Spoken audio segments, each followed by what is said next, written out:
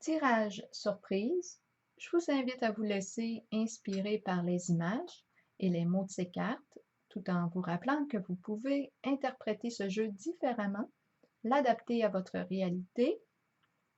Commençons tout de suite avec la carte de l'autorité, la numéro 4, celle de la sorcière et du labyrinthe. La carte de l'autorité représente l'énergie masculine.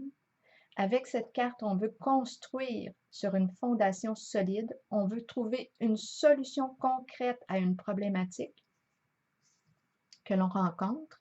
Avec la sorcière qui représente des énergies malveillantes. Avec le labyrinthe, on tourne en rond. On a de la difficulté à trouver la solution juste, à trouver l'issue pour se sortir d'une situation qui est assez complexe. Mais avec la carte de l'autorité, ici, on est décidé à régler ce que l'on a à régler. On arrête, on parle moins et on agit plus. On est dans l'action avec la carte de l'autorité. On prend position. On met notre pied à terre.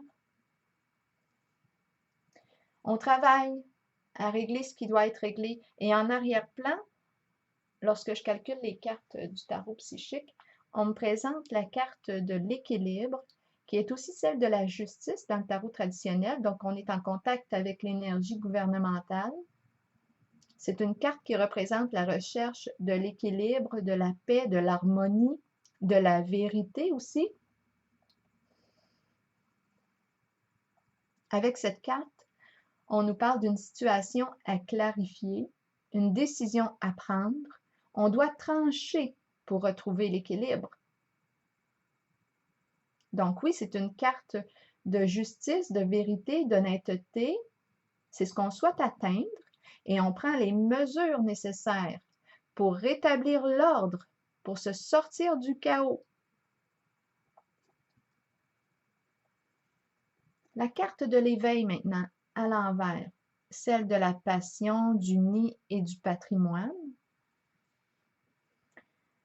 me disent, la carte de l'éveil est une carte qui nous rappelle que nous possédons tous les outils nécessaires et les qualités intérieures pour nous guider. Ma carte est à l'envers. C'est comme s'il y avait quelque chose en ce moment qui nous empêchait d'aller de l'avant vers une certaine direction. Il y a quelque chose qui nous empêche d'agir, de faire un changement, comme si on pouvait retenir notre mouvement, notre action. Ça peut être une peur qui est présente.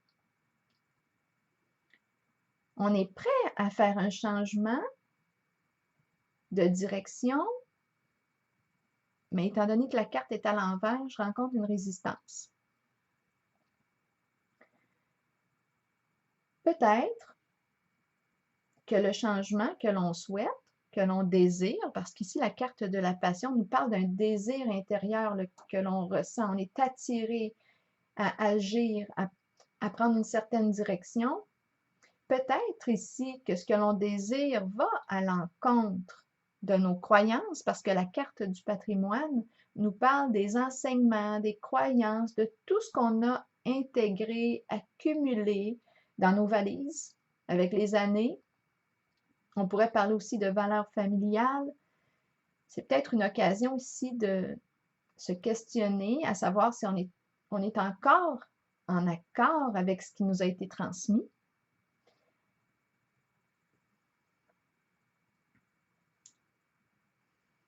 On pourrait aussi parler avec la carte du patrimoine, de la passion et du nid. Bien, on pourrait nous parler d'un don qu'on a reçu en héritage, parce que la carte du patrimoine nous parle de cet héritage familial. Peut-être qu'en ce moment, on n'ose pas le mettre de l'avant, on n'ose pas l'activer, on n'ose pas s'activer, étant donné que la carte de l'éveil est à l'envers. C'est une carte de commencement, la carte de l'éveil. On débute quelque chose, on entre dans l'action, mais en ce moment, on rencontre une résistance.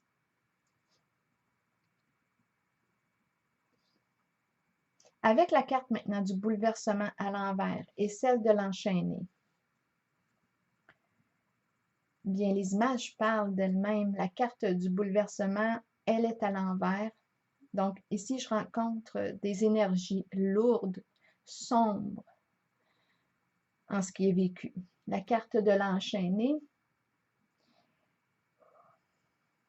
puis avec la carte de l'enchaîné, c'est comme si on ne pouvait rien faire dans la situation. On est pris là.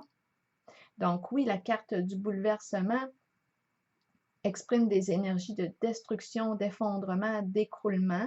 Et avec l'enchaîné, c'est comme si on était impuissant, on ne peut rien faire dans la situation. On pourrait aussi être soumis à une forme d'autorité qui, étant donné que j'ai la carte de l'équilibre qui est en arrière-plan, bien, c'est peut-être une forme d'autorité qui mérite d'être visitée, revisée.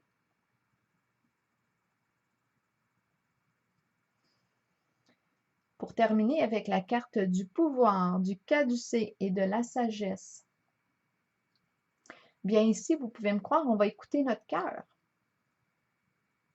La carte du pouvoir représente les qualités de cœur. C'est une carte aussi qui exprime la volonté, le courage, la détermination. Ma carte est à l'endroit.